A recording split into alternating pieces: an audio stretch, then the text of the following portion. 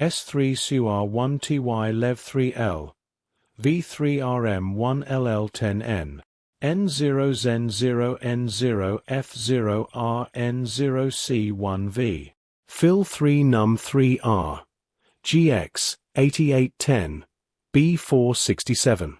W małpka RDP małpka RTM 3 NTN MB 3R 7 32-16-12 TH1SD at T at 1S Restra 1 CUND3R D0 Mini 0 NS3 Cur 1 ties active 5812 942.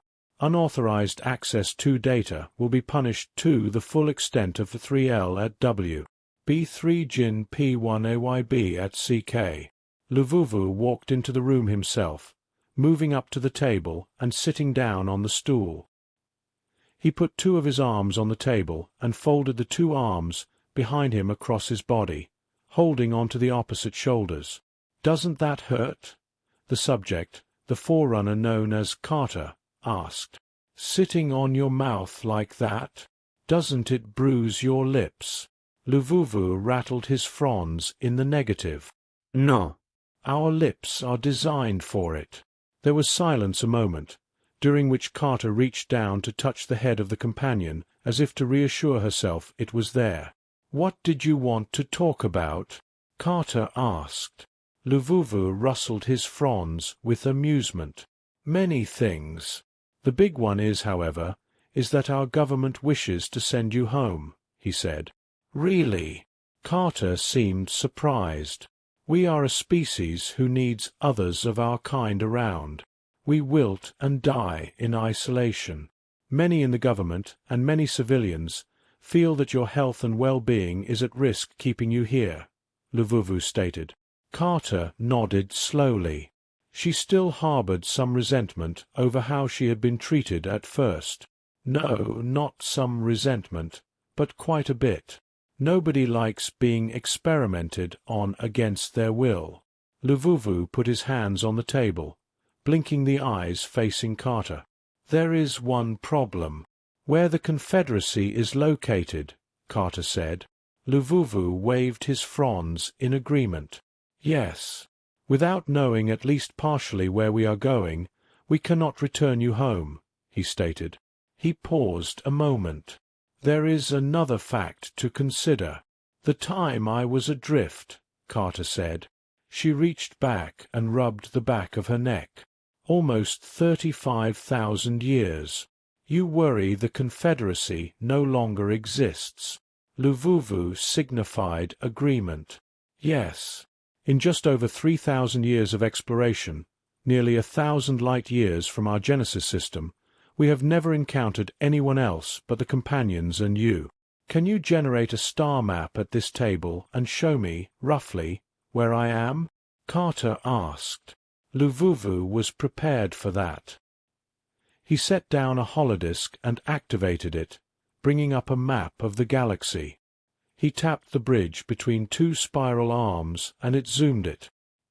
He tapped it several more times until a large area of over 200 light-years was the focus. "This is the Fuililu Dominion," Luvuvu said.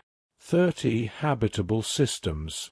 Many others we claim and mine for resources." He paused for a second. "We have found ruins, relics, archaeological sites, but never anything more advanced than small vertebrates and a few reptiles and mammals that are not even sentient." Carter blinked several times. "You're way down on the spur, in the middle of what we called the Long Dark." "You knew of this region?" Luvuvu asked. Carter nodded. "Can you show me how to operate this?" Luvuvu suspected that the forerunner had already figured it out from watching him, but he gave careful instructions anyway. Carter pulled out to show the whole star bridge between the two galactic arms. "This region," she said, indicating over 2/3 of the middle, "was called the Long Dark. It had been ravaged by a war over 125 million years ago. A war between a species known as the mantid, a hive mind, the Lanactalon, a herd species with group mind capabilities, and someone else we never identified." She rubbed her short hair with one hand. You're lucky you never ran into any precursor autonomous war machines. What are those? Luvuvu asked. The description, given in plain and simple terms, horrified Luvuvu. Down here is the Unified Civilized Council territory, run by the Lanark Talon and using high-tech peonage to enslave about 36 races, Carter said, indicating a large area near the base of the Star Bridge. They fled there when they lost the war against the precursor autonomous war machines. She leaned back and stroked the top of the companion's head, who had put her head on Carter's leg. We encountered them, a year or so before I went into cryo, she said. How did that happen? Luvuvu asked. I was a soldier, on a troop transport headed for a contested region where the PWM, she said. PAWM. Precursor Autonomus war Machines. Anyway, where the PAWM were busy harvesting a system with a native population, she said. She closed her eyes. The Unified Council's intelligence was wrong. We expected only 3 of the big ones. She clenched her fist. There was nearly 100. Task Force dancing matron jumped into an ambush. She sighed and looked down. The country gravy train took multiple near-sea velocity cannon hits and started to break up. The captain gave the order to abandon ship, and I got in one of the hyperdrive pods. The pod got damaged, but I managed to get to light speed. Not for long. I dropped out in between the stars. I activated the beacon, waited for some time, then set up the cryo system and the stasis field. Why both? Luvuvu asked. The stasis field in case the pod hit something big or, well, what happened? When the proximity went off, the stasis field went from encompassing the majority of the interior of the pod to just me, she said. She reached down and petted the top of the companion's head for a long moment. She finally looked up. If you've been safe here, even though you're on the edges of the long dark, then my people won the war against the PWM. What makes you say that? Luvuvu asked. The majority of the PAWM were dormant. The council stirred them up. My people's ability to fight them made them rouse older ones who had fallen deep into slumber, forced the PWM to activate factories to make more of themselves. She gave a bitter laugh. Which is something we wanted. Why? To force them to reveal the factories. If worse came to worse, we'd planet crack the factories and call it good, Carter said. Luvuvu nodded slowly. A PWM is pretty big, the size of a subcontinent. The effects on a planetary body are significant. We theorized that the majority of the sections were built in orbit, or at some kind of superstructure, possibly a megastructure, and assembled off-planet, Carter said. They would be noticeable from several light-years out from the stellar mass, just based on gravity observations. Luvuvu tapped his notes carefully, then looked up. The logic isn't sound, but it is firm. The PAWM programming would make them ensure their borders were secure even further than they previously have. The fact we've had radio for over 30,000 years means that they would have detected our signals and exterminated us. Carter nodded. Their programming would not let them take the chance after the beating we were giving them. Luvuvu rustled his fronds. All right, so you know where we were. Where would you need to be returned to? He asked. She closed her eyes, then opened them and moved the image. Roughly a little more than halfway down the Star Bridge, in the area the Luxru called the Bright Sea, which was full stars and in between 2 shadow rifts in the night sky and toward the middle. There. That's the core of the Terran worlds, she said. A significant distance, Luvuvu stated. 6, maybe 7 months by fast transit. Carter nodded. A bit too far to walk. The ship to travel to the Bright Sea, thousands of light years from the Luxru-singing bright cluster dominion, captured the public's imagination. Children and adults took virtual tours of the berth in the shipyard where the ship was being built. They watched interviews with the Forerunner Carter. They argued over whether or not the radiation in the bright sea was even survivable for the Luxru, no matter how well shielded the vessel. After all, Carter was amazingly resilient, a creature built to survive extremely hazardous conditions to the point that she enjoyed extreme weather that would force a Luxru into hibernation. The competition to accompany the vessel was hot and fierce, and several times whistling duels were publicly held between two competitors. Luxru put their possessions, their social standing, and most of all, their very lives to try to be part of the expedition. It was in the 3rd month that another forerunner was made known to the public. Luvuvu sat down at the table, adjusting and waiting.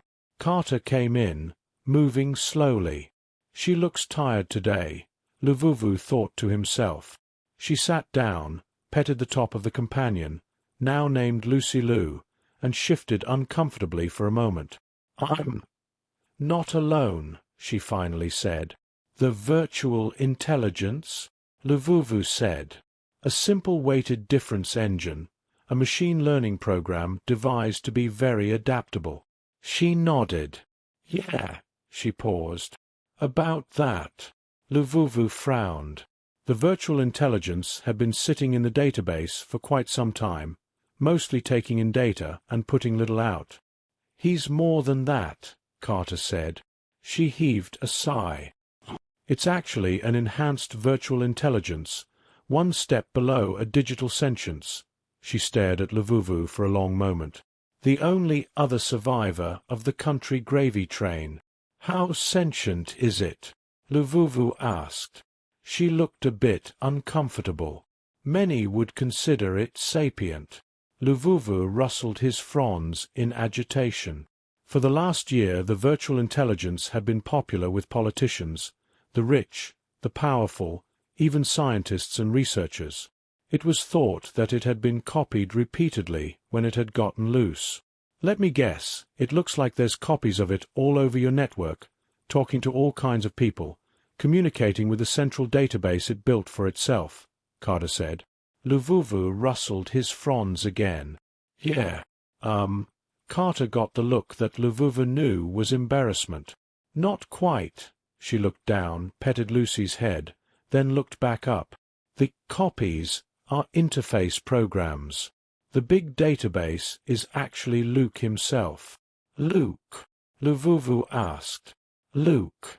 Well, Luminous Code, aka Luke," Carter said. She tapped the top of the table with one finger, making the whole thing shiver. "He agreed to behave himself and only interact with your people, not go scorched earth on you." She looked away and then back. "I told him it was time to reveal himself. We disagreed a bit, but I outrank him, so he has to do what I say." "Why reveal him?" Luvuvu asked, trying to stay calm. The idea of a free-roaming digital intelligence was disturbing, to say the least. "I'm convinced that you intend on returning me to my people," Carter said. She looked away, then back again. "I suspected, for quite some time, that it was an elaborate trick of some sort." Luvuvu shook his head. "No." There were some that feared that Carter's people were already on their way with a host of battle wagons, and felt that returning Carter to her people before her people came asking about her with big guns was the best option the Luxru people could hope for. "I will let the appropriate people in government know about this," Luvuvu stated. The revelation, leaked to the public before Luvuvu had even left the Grand Leader's office, had an unexpected effect upon the public. Rather than riots in the streets and mass panic, the Luxru people flocked to their terminals and began asking so many questions that Luke had to allow everyone only a handful of questions each. 4 months' questions streamed in, even once the public got past the "What's it like to be a computer program?" stage and then through "What is your favorite song?" and into "Can you help me with my homework?" A cottage industry of Luke interaction themes/interfaces sprang up, allowing the Luxru to tailor their interactive menus. When asked, Luke said he didn't really mind being depicted as a Luxru of streaming code or something like that. Luvuvu found it interesting that Luke seemed just as interested and appreciative of the two companion species as Carter. He sometimes wondered if it was pre-programmed, perhaps unconsciously, or if it had somehow developed on its own. The ship was finished, crewed, staffed, and even had its maiden voyage. It returned after a 3-month cruise to heavy fanfare. The Luxru gathered in groups to watch as Carter, a host of the 2 types of companions, and the big robotics frame containing Luke all boarded the ship. It made the slow journey to the edge of the resonance zone, flashed twice, and was gone. Luvuvu stood on the bridge, with Carter next to him. It had been a long journey. 12 times they had exited transit space to make sure they were oriented correctly. Now they had arrived at what Carter was sure was the system closest to the Dominion. Exiting transit space, the navigator said. Luvuvu gripped his own shoulders tightly. There was the strange ripple, of colors that didn't exist, and the view screen went from flat gray to a shining star field with a yellow stellar mass in the middle of the screen. Incoming communications. Consistent with the rescue pod systems, a technician called out. "Put it on the central holotank and on bridge speaker," the captain ordered. Carter was standing up, Lucy beside her. There was a popping, crackling sound, quite pleasing to Luvuvu's ears. A hologram of a large insect head appeared. Its mandibles opened and closed as the speech was translated. "You have entered an area claimed by the Confederacy of Aligned Systems," the insect head stated.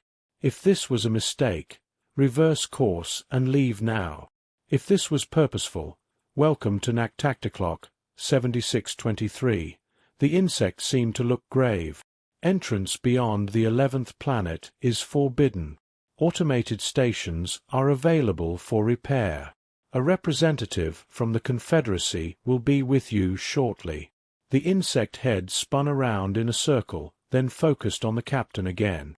"Trespassers beyond the 11th planet, or any who attempt any landing upon any planetary bodies, will be mercilessly destroyed without fanfare or additional warning. Your waiting time for a Confederate representative is 82 hours. Confirmed. You are number 1 in the queue," it said, then vanished.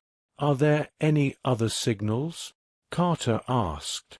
The captain looked at the communications technician, which signaled negative. "No," the captain relayed. Carter seemed to wilt slightly. "We will wait for the Confederacy representative," Luvuvu said.